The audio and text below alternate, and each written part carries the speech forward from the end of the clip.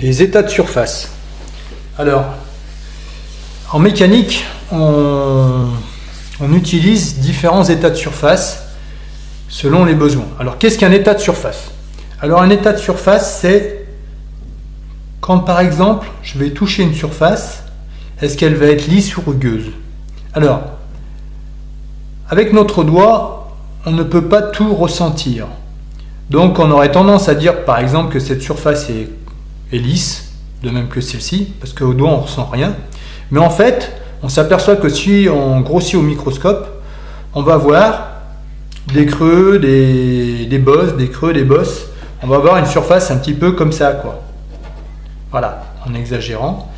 On va obtenir ça. Alors, ces creux et ces bosses, évidemment, comme ils ne sont pas visibles, on est dans les dizaines de microns, à peu près, entre les creux et les bosses, 10 microns.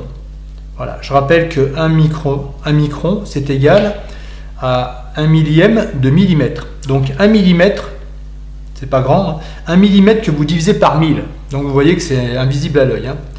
Donc voilà, ces défauts de surface, ils ne sont pas visibles à l'œil. Même chez vous, même une vitre qui vous paraît complètement lisse, l'écran de votre téléphone par exemple qui vous paraît complètement lisse, si on le regarde au microscope, on va s'apercevoir qu'il est comme ça, creux et bosses. Donc en mécanique, ces fameux creux et bosses, ils vont avoir leur importance.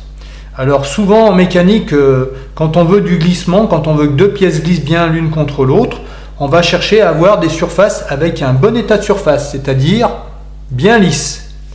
Comme ça, on a peu de frottement et du coup, si on a des joints, des joints qui viennent frotter sur les surfaces, on aura aussi peu d'usure de joints. Hein.